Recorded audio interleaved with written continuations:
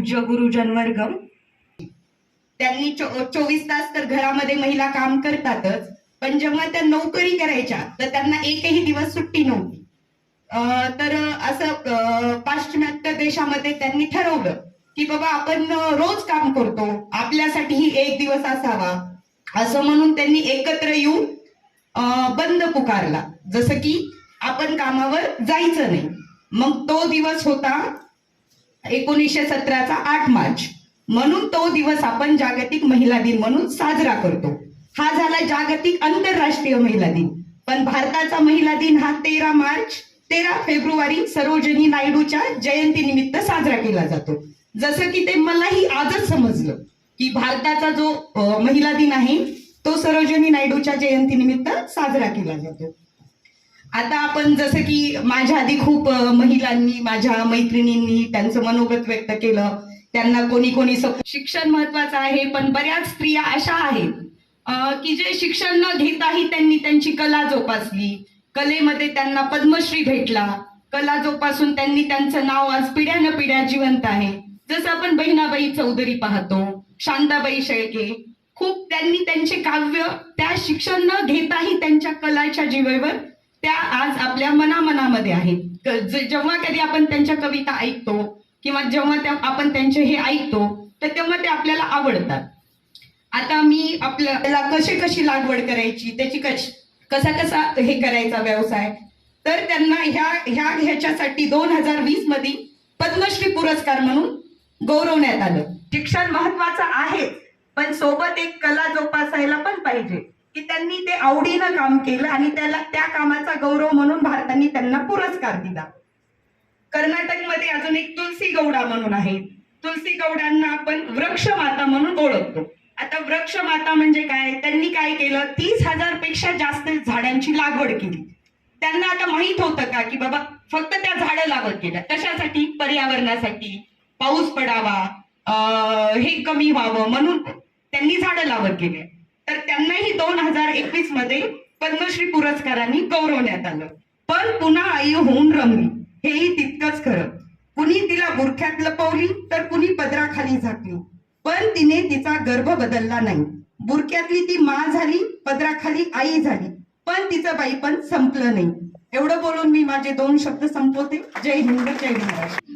कारण त्यांच्या माझ्यापेक्षा सरांनी मला सांगितलं तुमचा इथं पुरस्कार होणार आहे, पण माझा पुरस्कार न होता हा पुरस्कार माझ्या पतीचा झाला पाहिजे ही सरांना नम्र विनंती करते. कारण स्त्रीच्या मागे स्त्री सर काही पण करू शकते, पण स्त्रीला कारण म्हणजे पुरुष आहे.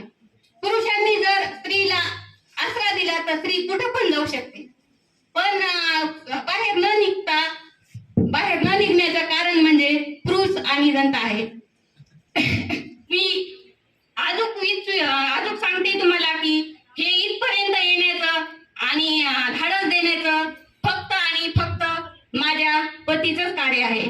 खूप खूप आभारी आहे. धन्यवाद. पण महिला सर्वशी आपल्याला जबाबदार नाही तर काही ठिकाणी पुरुष पण आहे. जसे मोरे मॅडम म्हणाल्या, माझ्याही बाबतीत तेच झालं. माझं शिक्षण फक्त, तरी मला इच्छा असूनही पुढे शिक्षण घेता आले नाही. तरी माझ्या वडिलांनी माझी इच्छा बघून सगळे डॉक्युमेंट घेऊन मला घनसावंगीमध्ये ऍडमिशन घ्या म्हणे आणि शाळा शिकू द्या. पण माझ्या घरचा कारभार सगळा आजच सासऱ्याच्या हातात होता, त्याच्यामुळे मला नकार मिळाला घरून की नाही आता काही गरज नाही, शेती करत, भरपूर शेती, नवऱ्याला नोकरी आहे आणि आता काय गरज येईल शिक्षणाची. त्यामुळे गप्पीत बसावं लागलं.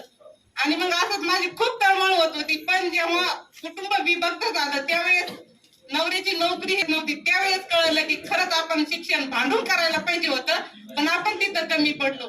पण त्यानंतर म्हणजे मला माझ्या वडिलांनी दिलेले म्हणजे वडिलांचेही मी आभार मानते, कारण की त्यांनी मला लहानपणापासून खूप स्वातंत्र्य दिले होते. त्या स्वातंत्र्यामुळे मला बरेच अनुभव आलेले होते. आणि इकडं लग्न झाल्यानंतर जेव्हा सासर घरी सासू सासरे होते तोपर्यंत मी बंदिस्त होते, पण जेव्हा विभक्त कुटुंब झालं तेव्हा मला माझ्या मिस्टरांनी खूप स्वातंत्र्य दिले. तुला काय करायचं कर, मी तुझ्या पाठीमागं आहे. आणि माझ्या म्हणजे 3 वर्षे 2018ची गोष्ट आहे की मी माझ्या स्वतःसाठी काम शोधत होते. शिकताना जेव्हा मी सेल्स मॅनेजरचं काम करत होते, 2023ची गोष्ट आहे, माझे मिस्टर एक्सपायर झाले. त्यावेळेस माझ्या कुटुंबावर म्हणजे एवढी परिस्थिती बेताची आली की शेती अजूनही मला शेती करता येत नव्हती आणि मालक अचानक गेल्यामुळे जेवढी शेती होती, शेती 10-12 एकर शेती बागायती होती पूर्ण, पण त्यातून मला फक्त 3 लाख रुपये उत्पन्न मिळालं. आता या 3 लाखात मी काय करणार आहे? मुलं सांभाळणार आहे का काय करणार आहे? वडील शेतात आले तर मी तेव्हा रडत होते की म्हणलं आता काय करायचं मी. ते म्हणले चल माझ्यासोबत, मी मुलंही सांभाळतो. पण मी म्हणलं नको. मग ते म्हणले जर माझे हातपाय खंबीर असते ना तर मी तुझ्याजवळ पण येऊन राहिलो असतो. आणि त्यांच्या डोळ्यातून पण अश्रू आले. मला वाटलं की एवढे कष्ट करून जर आपले वडील आपल्यासाठी रडत आहे तर आज आपण ठरवायचं की इथून पुढे माझ्या डोळ्यात एक पण थेंब मी आणणार नाही आणि सतत धडपडत राहणार. कुणी नाव ठेवलं, कुणी आडवं आलं तरी मला मागं थांबायचं नाही, मला चलतच राहायचं आहे. असं करून मी एक महिला शेतकऱ्यांची कंपनी स्थापन केली. त्यात पूर्ण महिलाच आहे, एकही जेंट्स नाहीये. 1,500 महिला सेल्स होल्डर आहेत, त्यात पूर्ण शेतकरी महिला आहे. कर्मचारी सुद्धा महिलाच आहेत. आणि आजही मी जे शेअर होल्डर करत आहे महिलाच करत आहे, एकही जेंट्स नाही, शेतकरी सुद्धा नाहीये, महिलाच आहे. आणि इथून पुढेही महिलासाठीच कार्य करायचं आहे. माझ्यामुळे 2018ला अशी परिस्थिती होती की स्वतःसाठी मी काम शोधत होते, पण आज माझ्यामुळे कमीत कमी 5-6 कुटुंबाला आज रोजचं काम मिळत आहे. माझ्यामुळे कारण मी माझ्या बुद्धीचा वापर करून मी माझ्यासाठीही काम वाढवलं आणि माझ्या मागे एवढा कामाचा व्याप वाढवला की CLF मॅनेजर म्हणून मी काम करते. माझी घरची 15 एकर शेती मी सांभाळते आणि कंपनीही सांभाळते. तसेच मी 3,000 ते 4,000 महिन्यात काम करते. मोडून पडलो असलो तरी मोडला नाही कणा, पाठीवरती हात ठेवून फक्त लढ म्हणा. हे लढ म्हणणारे वडील तुम्हाला भेटले आणि तुम्ही खरोखर एक कर्तृत्ववान महिला म्हणून पुढे आलेले आपल्याला दिसतात. व्यासपीठावर उपस्थित असले सर्व मान्यवर जात असाल तर ती खरे आपल्या जे पाठीमागा पुरुष असतो त्याप्रमाणे.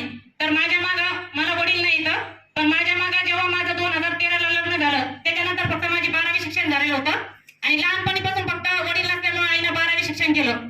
आणि काल जालन्यामध्ये ज्या सुधा कांकर या मॅडम आल्या होत्या, स्त्री जन्माचे स्वागत करा या विषयावर मला खूप बोलावंसं वाटलं होतं, पण मला बोलणं अवघड झालं होतं.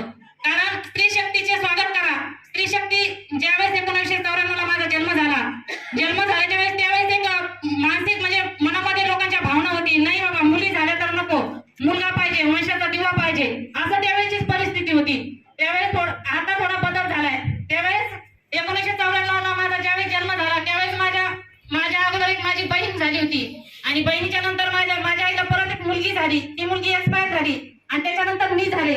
तर माझ्या वडिलांच्या स्वतःचा मानसिक ताणामुळे की नाही बाबा मला मुलगी झाली, 3 नंबरची मुलगी झाली म्हणून माझ्या वडील एक्सपायर झाले औषध घेऊन, का तर मुलगी झाली म्हणून. पण आज जर माझे वडील असते तरी निश्चित त्यांना आनंद झाला असता की मुलगी जर झाली तर ते स्वतःचा जीव देत जर असेल तर ती मानसिक ताण होता. आणि माझ्या वडिलांच्या 13व्या दिवशी मला भाऊ झाला, हा वंशाचा दिवा झाला ना. त्यावेळेस ज्यावेळेस कांकरे मॅडमनी सांगितलं की नाही स्त्री जन्माचे स्वागत करा, खरोखर येणाऱ्या पिढीमध्ये स्त्री जन्माचे स्वागत आपण खरंच करायला पाहिजे. कारण कोणत्याही क्षेत्रामध्ये स्त्री आहे. ज्याप्रमाणे योगिताताईंना सांगितलं या दोन्ही आमच्या अंबड तालुक्यामधील आहेत आणि खरोखर आम्ही उमेद अभियानामध्ये काम करतोय ना, तर या पूर्ण कामाला पाठिंबा जर म्हणलं तर खरा आमच्या पतीचा घरच्या सासू सासऱ्यांचा, इकडे वडील नाही इकडे सासरे नाही, पण घरातील सासू देर आणि नवरा माझा स्वतः कधी पण पाठीशी उभा आहे. तू तर लोक काय म्हणतील आणि मॅडमनी जे सांगितलं लोक काय म्हणतील, हा लोकांचा जर विचार केला ना तर आपलं जगणं शक्य होईल. कोणीही कोणाला 10 रुपये आणून देत नाही. देते का म्हणते का तुझी परिस्थिती अशी झाली की तुला 10 रुपये आणून देतोय, 38-35 रुपये महिला स्वतः मी कमवते, देते म्हणताय का कोणी? त्यामुळे सर्व महिलांनी स्वतः खंबीर व्हायचंय. कोणत्याही क्षेत्रात उतरा. जर आपल्या मुलाला शाळेत जात असेल तर मुलांना स्वतः सांगता आलं पाहिजे की नाही माझी आई या पद्धतीने काम करते. त्या मुलांना पण सांगायला गर्व वाटलं पाहिजे. माझे दोन्ही मुलं सांगतात की माझी आई मॅडम आहे, आई मॅडम आहे असं सांगतात. त्यामुळे सर्वांनी कोणत्याही क्षेत्रामध्ये खरोखर आपल्याला खूप मान सन्मान आहे. आणि आज मला रामानंद शिक्षण प्रसाराचं खूप वैशिष्ट्य छान आहे की स्त्री शक्तीचा सन्मान केलाय आणि त्यांनी हा कार्यक्रम आयोजित केला. खरंच माझ्यासाठी खूप चांगलं आहे. आणि जर आपण समोर जर गेला तर कोणाला जमणार नाही, हे तर आहे, आपलेच म्हणणारे असतात. त्यामुळे कुठेही पाऊल टाकताना स्वतः खंबीर उभे राहून करा. आमची पण कृषी दक्ष महिला अॅग्रो प्रोड्युसर कंपनी आहे, तिथे एकही पुरुष कर्मचारी नाही. आणि अभियानामध्ये उमेद अभियानामध्ये घनसावंगी तालुक्यामध्ये पण आहे. उमेद अभियानामध्ये एकही पुरुष कर्मचारी आमच्या खाली गाव पातळीला कार्यरत नाही. जो 2200 रुपये महिन्यापासून मी जे काम केलंय ते 38-35 रुपये महिन्यापर्यंत करणं फक्त स्त्रीच करू शकते. आणि फक्त नोकरीच करणं हे नाहीये, घरी पण सगळं करावं लागतं. घरून सगळे जसं योग्य त्यांना सांगितलं की मला लेंडा काढावं लागतं, शेण काढावं लागतं, तसे माझे पती पाठीमागे बसलेले आहेत. त्यांनाही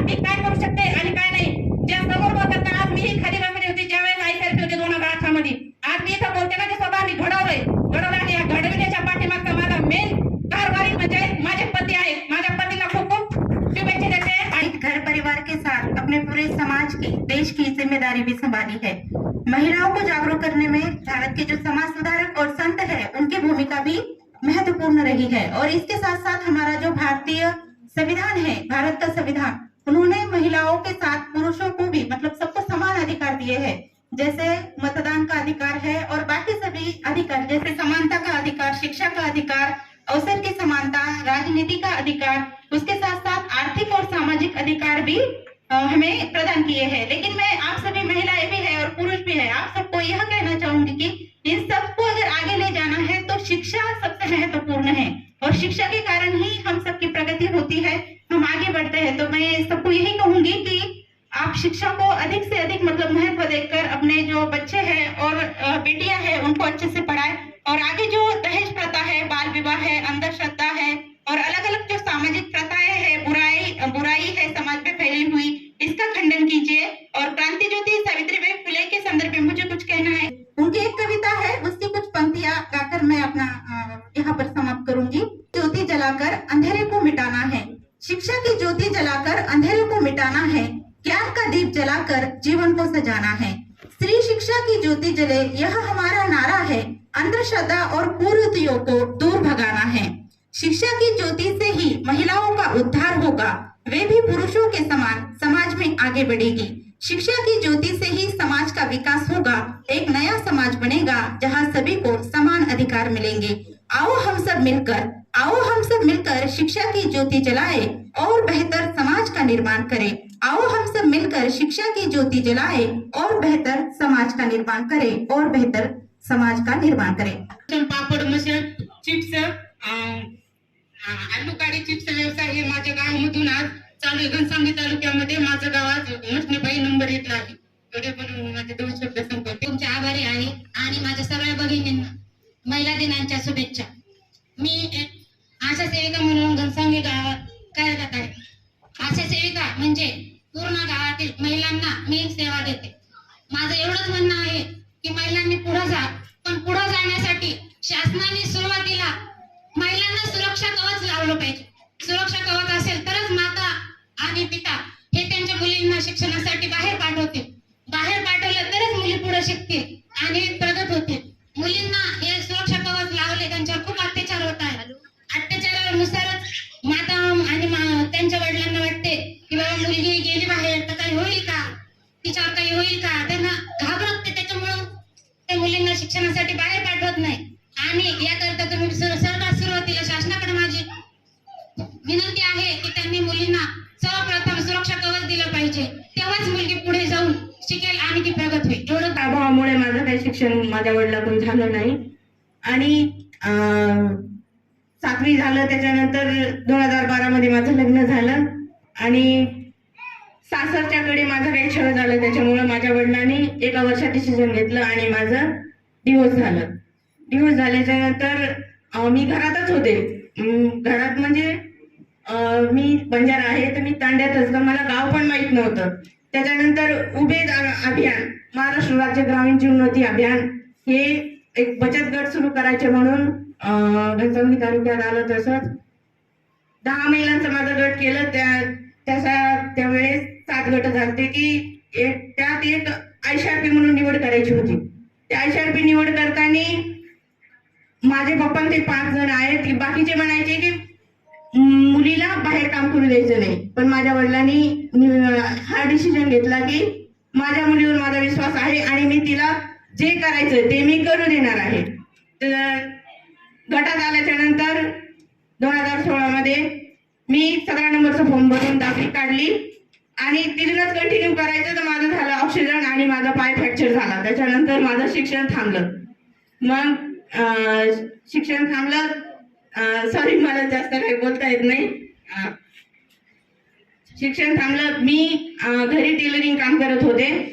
तर घरी काम करता करता मी माझ्या बाबांना सांगितलं की बाबा मला घनसावंगीत शॉप टाकायचे, तिथं मी माझं काम बी करेल आणि काही मुलींना टेलरिंग काम शिकायचं असेल ते क्लास लावतात, तर त्यांना मी आता क्लास देते.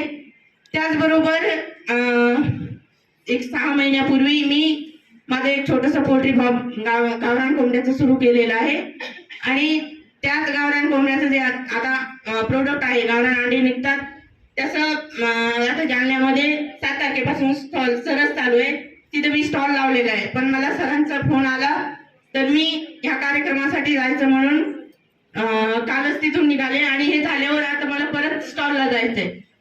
तर 2 नंबर की 3 नंबरचा धडा होता की मला माझ्या आईचा अभिमान वाटतो. त्याचप्रमाणे आईचा अभिमान तर वाटतो की पण मी आता इथं बोलेल की मला माझ्या बाबाचा अभिमान वाटतो. 4 महिन्यापूर्वी मी माझ्या बाबांना गमावलं. पासून त्यांनी मला जीवापाड असलं की त्यांना असं कधीच वाटलं नाही की माझी मुलगी परत घरी आली आहे. त्यांनी सांगितलं मी तुला एक मुलगा म्हणून सांभाळेल. म्हणूनच मला आईचा अभिमान आहे तर बाबाचा पण अभिमान वाटतो. जाता जाता महिलांसाठी एवढंच बोलते की तू जिजाऊ तू सावित्री, तू जिजाऊ तू सावित्री, अहिल्याची तू लेक आहेस. तू कल्पना तू सुनीता, तू कल्पना तू सुनीता, आकाशात तुझी झेप आहे. थेंबा थेंबामधून येथे सामर्थ्याचा सागर व्हावा. थेंबा थेंबामधून येथे सामर्थ्याचा सागर व्हावा. विश्वाच्या कल्याणासाठी स्त्री शक्तीचा जागर व्हावा. कित्येक रूपे तुझी असती, त्यात प्रेमाचा कळस तू प्राणवायू कुटुंबा देई, तीच मंगल तुळस तू. स्त्री मनाची विशालता कळायला मन विशाल असावं लागतं. डबक्यात राहून सागर दिसत नसतो. त्यासाठी बाहेर यावं लागतं. व्यक्त केले, मत व्यक्त करायला तर काही शिल्लकच राहील. म्हणून आपलं जीवन हे संघर्षाचं आहे. संघर्ष हा आपला मरेपर्यंत जाणार नाही. दुःखही येतात. माझ्या एका ताईने आता वडिलांचे दुःख व्यक्त केले. काही सुख दुःख हे प्रत्येकाला आहे. आता सामोरे जाणं हे आपले आहे. त्यामुळे तुमच्या दुःखामध्ये आम्ही सामील आहोत. दुःख चालतच असतात, चालायचे. सांगायचं तात्पर्य आहे की चालता चालता चला. सगळ्याच ताईनं आपला संघर्ष सांगितला. म्हणून सरांचा वेळ न घेता 2 मिनिटात मी ही माझा एक संघर्ष सांगते. कारण आज आहे काय स्त्री शक्तीचा सन्मान. आपण एक स्त्रीनं काय केलं, अशाच निवडक स्त्रिया इथं आलेलो आहोत. आपल्या घनसावंगी तालुक्यामध्ये भरपूर अंगणवाडी सेविका आहेत, आशा सेविका आहेत. मी एक अंगणवाडी सेविका आहे. 2018ला माझी जॉईनिंग झाली. मी एकटीनं 2022 पर्यंत अंगणवाडी एकटी आदर्श पुरस्कार कमावला. उत्कृष्ट सेविका म्हणून पुरस्कार कमावला. आता लाडकी बहीण योजनेमध्ये मी 400 फॉर्म भरले. त्यातही मी माझा पुरस्कार कमावला. आणि माझी परिस्थिती बी थोडी नाजूक आहे. त्यामधून मी 2 मुलाची आई आहे. माझा एक मुलगा 22 वर्षाचा आहे, एक 20 वर्षाचा. माझ्या ह्या सर्व संघर्षातून मुलं पण घडवले. आज 4 महिने झालं माझा मुलगा एक आरोग्य सेवक म्हणून कोल्हापूरमध्ये जॉईन झालेला आहे. मला माझा गर्व आहे. एवढं बोलते. आणि आपण जागतिक महिला दिन साजरा करतो. आज आहे 10 मार्च. पण रामानंद कला महाविद्यालय यांनी आपल्याला पुन्हा एकदा संधी दिली आहे 8 मार्च निमित्त, महिला दिनानिमित्त आपले मनोगत व्यक्त करण्याची. तर मीही इथे 2 मिनिटांसाठी आपलं मनोगत व्यक्त करण्यासाठी इथे आली आहे. मी सध्या गव्हर्नमेंट पॉलिटेक्निक अंबड इथे कार्यरत आहे. माझ्यासोबत इतर भगिनीही आल्या आहेत. आम्ही कॉलेजमधून गाडी करून आलो. आज वर्किंग आहे. सर्व कॉलेजमध्ये विचार होते, निघालो की कॉलेजमध्ये विचार होते का संपले का कॉलेज. पण म्हटलं तसं नाही सर, आम्हाला एखाद्या कार्यक्रम अटेंड करायचा आहे म्हणून आम्ही तिथे जात आहोत. आता हा कार्यक्रम अटेंड करून पुन्हा कॉलेजमध्ये जायचं आहे आणि ड्युटी करून मग संध्याकाळी घरी रिटर्न जायचं आहे. अंबड हे कसं थोडंसं दूर आहे, पण त्या ज्या लेडीज आहेत तिथे त्या बाहेरून येऊन जाऊन करतात आणि आपलं कर्तव्य बजावतात. आज आपण पाहतो की प्रत्येक क्षेत्रात महिला पुढे आहेत. कोणत्याही क्षेत्रात महिला मागे नाहीत. सिंधुताई सपकाळ असो, द्रौपदी मुर्मू असो, निर्मला सीतारमण, सुधा मूर्ती, पी.व्ही. सिंधू, ऐश्वर्या राय बच्चन. तर आता ऐश्वर्या राय बच्चन ही कोण आहे? मिस युनिव्हर्स आहे. ठीक आहे, मिस वर्ल्ड राहिलेली आहे आणि स्पेशल आहे. तिला पुरुषांपेक्षा बऱ्याच गोष्टी जास्तच दिले आहेत देवाने. तिच्यामध्ये अगणित पोटेन्शियल आहे. त्यामुळे ती घरीची सगळं करून सगळं करते. घरातल्या सगळ्या जबाबदाऱ्या सांभाळून बाहेरच्याही सगळ्या जबाबदाऱ्या सांभाळते. कुणाला कुणी काही बोललं तर त्यांनाही तोंड देण्याची सामर्थ्य स्त्री इथे स्वतःमध्ये ठेवते. तर ह्या सगळ्या गोष्टीमध्ये आपण आपल्या घरामध्ये मुलं आहे. आजचा टेक्नॉलॉजीचा जमाना आहे. यामध्ये सगळेजण मोबाईल वापरतात, कम्प्युटर वापरतात, सगळा सोशल मीडिया आजकाल सर्रास वापरला जातो. पण हा सोशल मीडिया वापरताना प्रत्येकाने गोष्ट लक्षात घेतली पाहिजे की तो कशा प्रकारे वापरायचा आहे. टेक्नॉलॉजीचा कसा आपण चांगल्या प्रकारे वापर करून घेता येईल. आपल्या पतींना, आपल्या वडिलांना, आपल्या सासऱ्यांना मान दिला आहे. हे महिलांचं मोठेपण आहे की आपण दुसऱ्यांना क्रेडिट देतो. ठीक आहे, आपण करतो, करणारा कोण आहे आपणच आहोत, पण क्रेडिट आपण कोणाला देतो? दुसऱ्यांना देतो. ठीक आहे, एवढं मोठं मन कुणाचं आहे तर फक्त स्त्रीच असू शकतं. कधी तुम्ही पाहिले का जेवढे जोक्स येतात ते फक्त कुणावर येतात? बायकोवर येतात, महिलेवर येतात. पण ते पुरुषांचं पण तेवढंच काम आहे की ते जे पुरुष पुढे आहेत आज ते कशामुळे आहेत? घरातल्या जबाबदाऱ्या कोण सांभाळतं? स्त्री सांभाळते. म्हणून ते आज बाहेर थांबू शकतात. जिनके सपनों में जान होती है, जिनके सपनों में जान होती है, पंखों से कुछ नहीं होता, हौसलों से उड़ान होती है. त्यांना माहितीये काय आहे.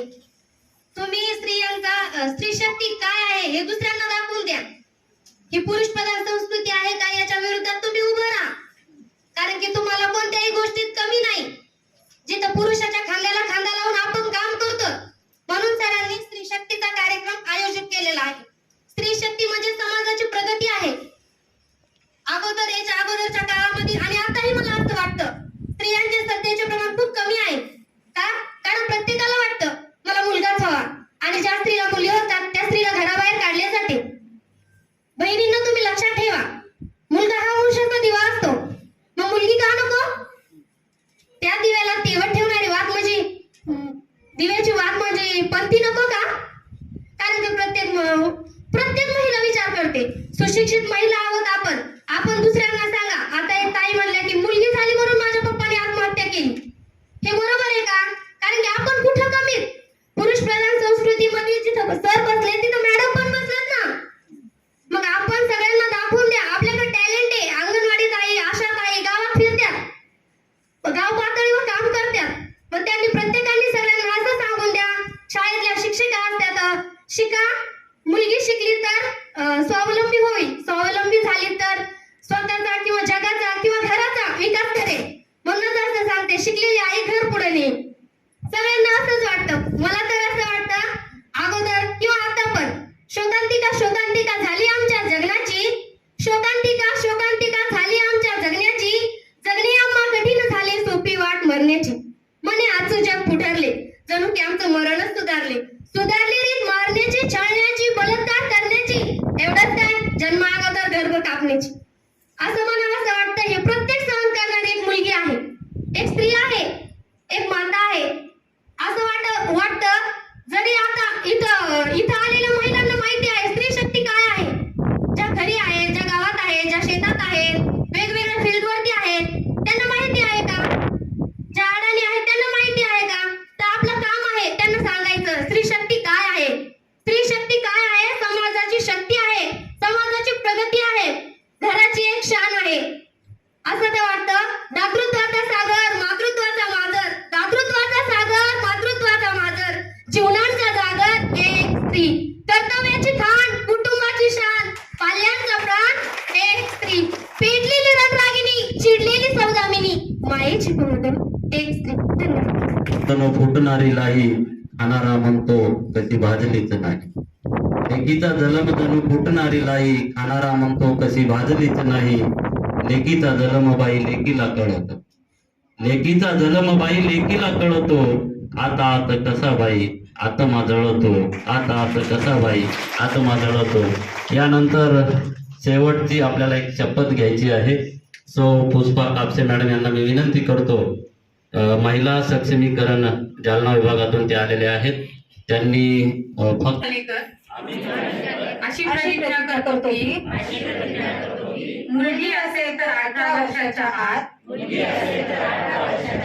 मुलगा असेल तर 21 वर्षाच्या आत, आम्ही बालविवाह करणार नाही. बालविवाहाच्या कोणत्याही कार्यात सहभागी होणार नाही. तसेच बालविवाहास प्रत्यक्ष व अप्रत्यक्ष मदत करणार नाही. बालविवाहाने मुलांच्या शैक्षणिक,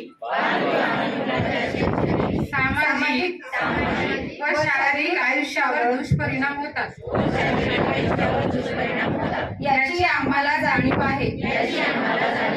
बालविवाह हा कायदेशीर गुन्हा असून त्यासाठी तुरुंगवासाच्या शिक्षेची तरतूद आहे. बालविवाहाची माहिती मिळाल्यास आम्ही 1098 या क्रमांकावर संपर्क साधू. या नंबरवर संपर्क साधणाऱ्या व्यक्तीचे नाव व पत्त्याची आवश्यकता नसून माहिती देणाऱ्याचे नाव गोपनीय ठेवले जाते. याची मला माहिती आहे व या सामाजिक कामासाठी प्रशासन संपूर्ण सहकार्य करू. आम्ही आमच्या गावात आजूबाजूला शहरात बालविवाह होणार नाही याची दक्षता घेऊ.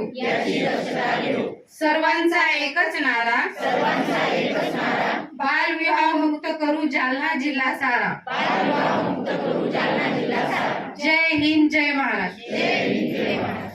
अशा पद्धतीने आपण या स्त्रीवादी परंपरेचे पायिक आहोत आणि स्त्रियांचा सन्मान झाला पाहिजे, स्त्रियांचा गौरव झाला पाहिजे ही भावना आमचे आदरणीय संस्थेचे सन्माननीय अंबड आणि घनसंगवी तालुक्यातील दोन्ही सन्माननीय महिला भगिनी, आमचे आदरणीय प्राचार्य, प्राध्यापक वृंद, शिक्षक, इतर कर्मचारी आणि बंधू भगिनी, 8 मार्च हा जागतिक महिला दिन म्हणून आपण सर्व साजरे करत असतो आणि त्या निमित्ताने आज 10 मार्च रोजी, त्या दिवशी रविवार होता, वर्षापासून या भागामध्ये शैक्षणिक, सामाजिक क्षेत्रामध्ये काम करत असताना फक्त विद्यार्थ्यांच्याच सोबत आपला संपर्क राहिला पाहिजे अशी फक्त भूमिका न घेता, का वाटतं सोशल इंजिनिअरिंग असेल, एक समाजाचं एकत्रीकरण करणं असेल आणि त्याच्यातनं शिक्षणाला असेल आणि सामाजिक चळवळींना असेल बळ देण्याचं काम कसं केलं पाहिजे या दृष्टीने आपण काम करतोय. मला वाटतं की आपण सर्व आपल्या सन्मानाच्या माध्यमातून आणि आपल्या कार्यातनं हा समाज सक्षम होईल, या समाजाचं सृजन होईल आणि एक आपल्या सत्कारातनं, आपल्या सन्मानातनं आपण ज्या ठिकाणी काम करतात, आपण ज्या गावामध्ये काम करतात त्या ठिकाणी इतर महिला, इतर मुली यांना सुद्धा प्रेरणा मिळेल चौकटीच्या बाहेर पडण्याची आणि काहीतरी करून दाखवण्याची. इथं उपस्थित असलेल्या सर्वांनाच बोलण्याची संधी नाही मिळाली, पण ज्यांना संधी मिळाली त्याच्यामधनं निश्चितपणे एवढं कळालंय की प्रत्येकीची काहीतरी कहाणी आहे, प्रत्येकीचं काहीतरी म्हणणं आहे. काही जणींना ते पुढे उभा राहून बोलता आलं, काही जणींनी ते स्वतःपर्यंत ठेवलं असेल. तुमच्यातली प्रत्येकाची कहाणी ही एक तुमच्या गावासाठी प्रेरणा आहे, ती आपण प्रत्येकापर्यंत गेलं पाहिजे. कधी कधी काय असतं की चमत्काराशिवाय नमस्कार करत नसतं कोणी. आपल्याला काही सन्मान मिळाला, कुणी बाहेरच्या लोकांनी बोलवलं, गावाच्या बाहेर सन्मान केला, तर गावात लोक म्हणतात नाही नाही तो काहीतरी आहे बरं का, त्यांचं काहीतरी काम चांगलं असेल. तर असा एक उद्देश सुद्धा निश्चितपणे या संस्थेचा आहे. आपण समाजात प्रगतीच्या दिशेने दीपस्तंभाचं काम करत आहात. कारण समाज देश आपण हे जे बोंबलत असतो, ओरडत असतो देशाची प्रगती, समाजाची प्रगती, तर समाज म्हणजे तरी कोण? तर त्या समाजातले पुरुष म्हणजेच समाज का? नैसर्गिक दृष्ट्या समाजातला अर्धा भाग हा स्त्रियांचा असतो. मग जर त्या स्त्रियांची जर प्रगती झाली नाही, त्या जर शिकल्या नाही, त्या जर सक्षम झाल्या नाही, तर तो समाज प्रगत म्हणायचा कसा? हा सुद्धा एक प्रश्न आहे. त्या निमित्ताने आपण सर्वच आपल्या भागामध्ये दीपस्तंभासारखं काम करत आहात, याचा मला मनस्वी आनंद आहे.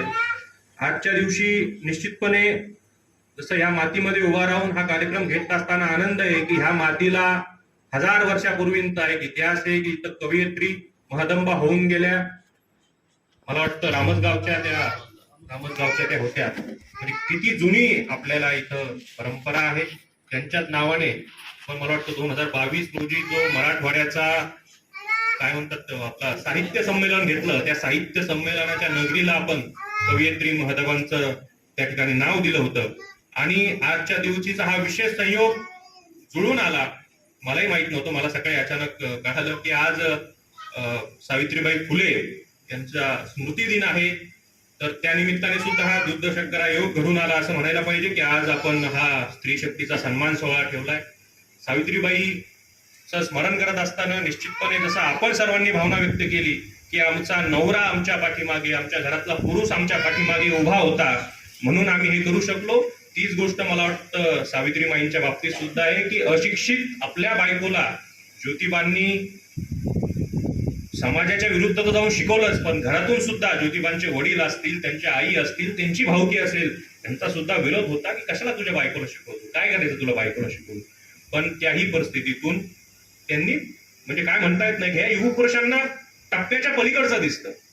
जे आपल्याला दिसत नाही ते यांना दिसत असतं. त्या दृष्टीनं त्यांनी ह्या समाजाच्या सृजनासाठी सावित्रीबाईंना शिकवलं. त्यांनी म्हणजे त्या देशातल्या पहिल्या शिक्षिका, देशातल्या पहिल्या मुख्याध्यापिका ह्या आपल्या मराठी मातीतून घडल्या, आपल्या महाराष्ट्रातून घडल्या. हे आपल्यासाठी निश्चितपणे अभिमानाची बाब आहे. आणि त्यासाठी अनेक संघर्ष त्यांना तुम्ही सर्वांनी सांगितलं. म्हणजे तुम्ही सर्व एवढे बोललेले जाता की मला आता काय माझे मुद्दे मांडायचे हा प्रश्न पडलेला आहे. पण मला निश्चितपणे एक गोष्ट त्या माध्यमातून सांगावी वाटते की असंच जे अनेक मुद्दे, जे अनेक प्रश्न आपण या निमित्ताने घेतले, बालविवाहाचा असेल, मला वाटतं महिला पुनर्विवाहाचा मुद्दा एक कोणाकडनं तरी राहिला का काय, तो एक मुद्दा निश्चितपणे ह्या माध्यमातून चर्चेला येणं अपेक्षित होतं. तो एक मुद्दा असेल, स्त्री भ्रूण हत्येचा मुद्दा असेल. त्याचबरोबर म्हणजे स्त्री आपल्या समाजात फार वाईट शब्द आहे, टाकून देणे. एखाद्या महिलेला मूल बाळ जर नाही झालं तर आजही लोक टाकून देतात, जणू काही ती एखादी वस्तू आहे. तर तेव्हा म्हणजे सावित्रीबाईंच्या वडिलांनी बरं का, म्हणजे बाकीच्यांनी तर सोडून द्या, सावित्रीबाईंच्या वडिलांनी ज्योतिबांना सांगितलं, ज्योती तू दुसरं लग्न कर, सावित्रीला टाकून तिला मूल होत नाही. तर त्या काळात, तो काळ मला वाटतं 1890 बरोबर काय, 1890च्या 1827च्या 90च्या, म्हणजे खूपच जुना काळ. म्हणजे तो तेव्हा काय मानसिकता असेल पुरुष सत्ता केंद्राची सगळी. त्यावेळेस ज्योतिबा म्हटले की ठीक आहे तिला मूल होत नाही म्हणून तिला टाकून द्या किंवा दुसरं लग्न करा म्हणतात. ते म्हटले दोष सावित्रीचंच असं कशाहून बरं. हे वाक्य लक्षात घ्या, ताकदीचं वाक्य. आज सुद्धा कुठलाही पुरुष सार्वजनिक ठिकाणी तर सोडाच, खासगीत सुद्धा म्हणू शकत नाही की मला मूल माझ्यामुळे होत नाही. म्हणजे खूप मोठी गोष्ट आहे. त्यांना महात्मा का म्हणायचं असतं, याच्यामुळे म्हणायचं असतं की दोष सावित्रीतच असेल असं कशाहून, माझ्यात नसल असं कशाहून. म्हणून ते तुकोबराय म्हणतात ना, बोले तैसा चाले त्याची वंदावी पावरे, म्हणून त्यांना महात्मा म्हणायचं असतं. आणि त्याही काळामध्ये त्यांनी म्हणजे ही जी सुरुवात आज आपण सर्व इथं बसला ती मला वाटतं त्यांची देणगी. त्यांनी ही स्त्री शिक्षणाची या ठिकाणी सुरुवात केली. मला निश्चितपणे म्हणजे आपल्या संस्कृतीचं एक फार बोलकं उदाहरण ह्याच माध्यमातून सांगू इच्छितो. निपुत्रिकपणे म्हणजे बऱ्याचशा महिलांनी सांगितलं आपण चौकटीच्या बाहेर पडलं पाहिजे, आपल्याला लोक नाव ठेवतात. मला वाटतं महिलांच्या बाबतीत फार नाजूक मुद्दा असतो. एक तर चारित्र्य, दुसरा निपुत्रिकपणा.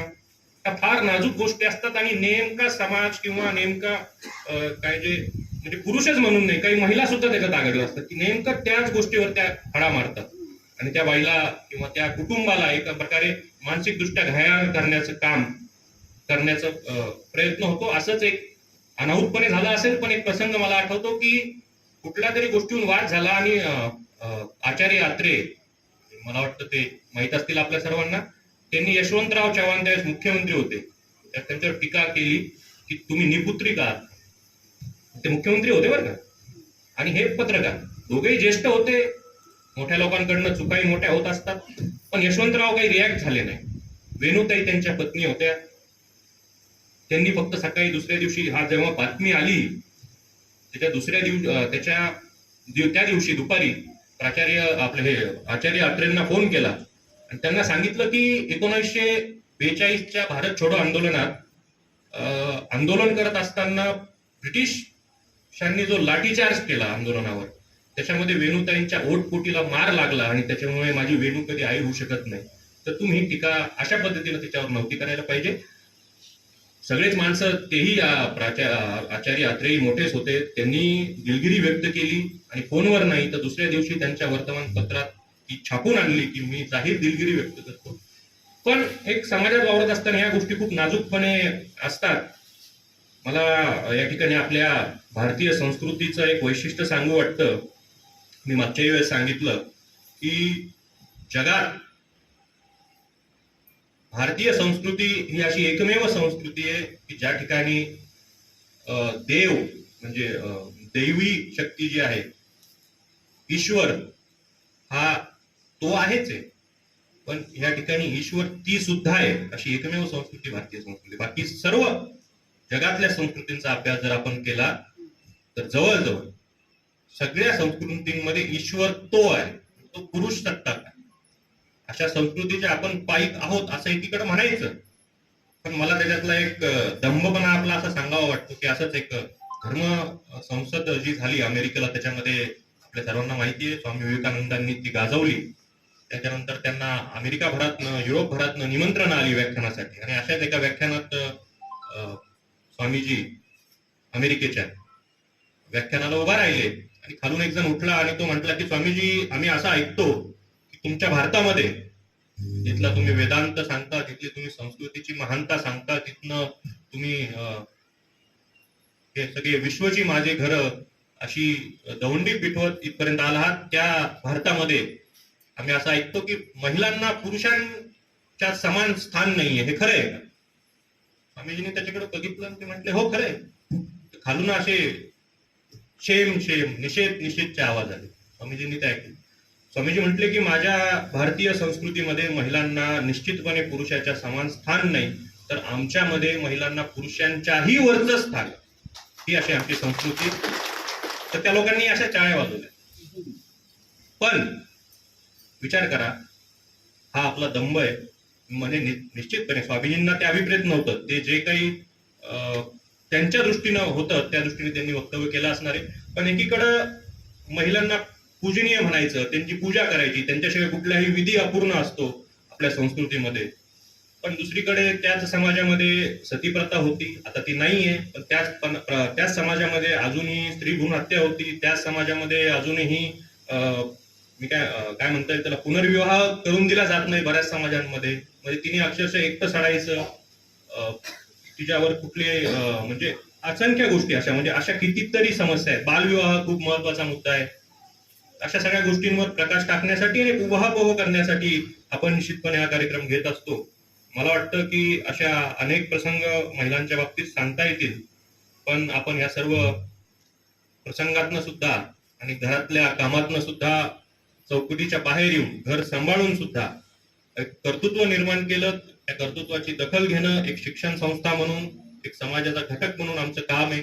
त्या निमित्तानं आम्ही आपल्याला बोलवलं. आपण वेळात वेळ काढून घरची कामं करून वेळेत इथं आलात आणि आम्हाला वेळ दिला, माझ्या विनंतीला मान दिला, त्याबद्दल मी खरंच आपल्या सर्वांचा खूप खूप आभार मानतो. आणि आपला फारसा वेळ घेत नाही. आपण सर्व आलात या माहेरपणासाठी. आपण आपल्या या अंबड घनसंगीमध्ये खूप चांगल्या पद्धतीचं काम करत आहात. कधीही काम करत असताना अडचण आली तर निश्चितपणे इतर सर्व तर आपल्याला मदत करायला आहेतच, पण हा तुमचा भाऊ सुद्धा इथे उभा आहे. कधीही गरज लागली तर मला सांगा. मध्ये सावित्रीबाई फुलेंच्या अनुषंगाने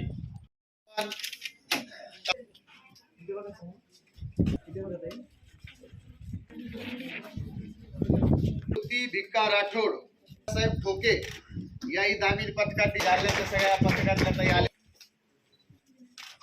प्रबोधनकार ठाकरे हायस्कूल,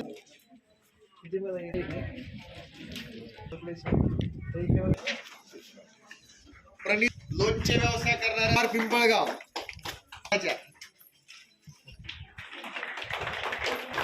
तीर्थपुरी, सुदामराव पवार हे मॅडम आपल्याकडे JCS होत्या. राजा टाकळी,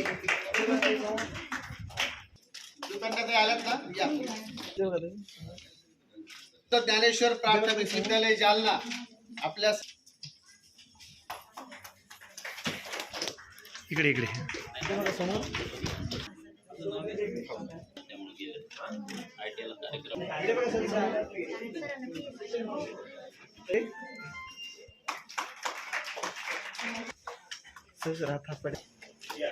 आपल्या सौ आहे कृपया मोटार बंद करून आलेले आहेत आपल्या सत्कारासाठी.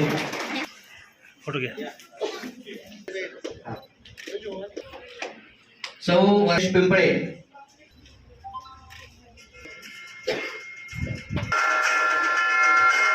स्वागत करूया.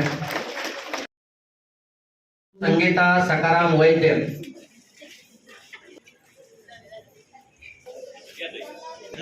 परवीन शेख उस्मान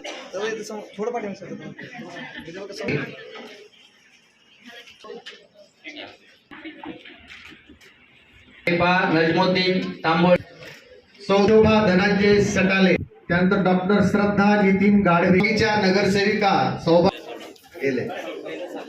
प्राध्यापक संत ज्ञानेश्वर विद्यालय जालना सौ सुवर्णा गजानन मगर त्यानंतर सौ वर्षा कोळपुरीच्या सरपंच आहेत. सौ कोमल राजेंद्र वराडे स्टाफ नर्स ग्रामीण रुग्णालय घनसाव अंबड. त्यानंतर श्रीमती ज्योतिताई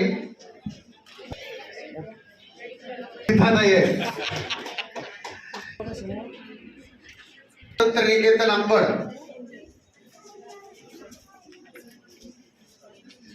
polytechnic college head constable Tirthpuri. त्यानंतर सन्माननीय गीता साधनीही समोर यायचे. संगीता नाग संधी तुम्हाला फोन केलेला होता सगळ्यांनी, तुम्हाला राहिला असेल तर मॅडम या नाव घेतलं असेल पण ते थोडस या मॅडम राहिलेलं आहे का? ओके कोणी राहिलेलं आहे का आपल्यापैकी तर आम्हाला कृपया कळवा. ओके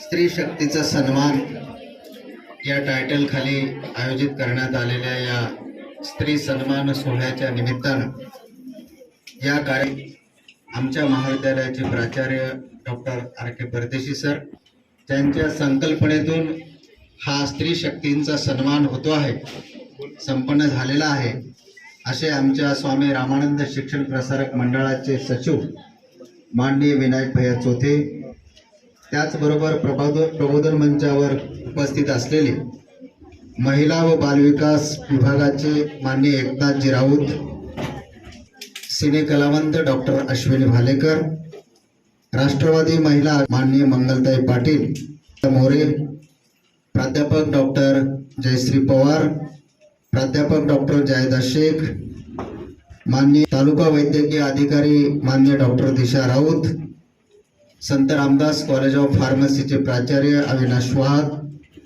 माननीय श्री एजाजजी शेख आणि या कार्यक्रमाचं उत्कृष्ट सूत्रसंचालन करणारे आमच्या महाविद्यालयातील मराठी विभागाचे प्रोफेसर डॉक्टर मारुती घुगे, त्याचबरोबर या कार्यक्रमाला आमच्या विनंतीला मान देऊन आपण या कार्यक्रमाला उपस्थित राहिलात. सामाजिक, शैक्षणिक, राजकीय आणि सांस्कृतिक सर्व क्षेत्रामध्ये ज्यांनी आपल्या कार्यकर्तृत्वाचा ठसा उमटवला अशा सर्व या कार्यक्रमाला उपस्थित असलेल्या कर्तृत्ववान महिला भगिनी आपण या कार्यक्रमाला उपस्थित राहिलात त्याबद्दल महाविद्यालयाच्या वतीनं आणि स्वामी रामानंद शिक्षण प्रसारक मंडळाच्या वतीनं आपणा सर्वांचे मी मनपूर्वक आभार मानतो. त्याचबरोबर या महाविद्यालयातील प्राध्यापक, शिक्षकेतर कर्मचारी ज्यांनी या कार्यक्रमाला पार पाडण्यासाठी आपले योगदान दिलं अशा सर्वांचे मी मनपूर्वक पुनश्च आभार व्यक्त करतो. आणि आता ग्रुप फोटो होईल त्यानंतर हा कार्यक्रम संपला असं मी जाहीर करतो.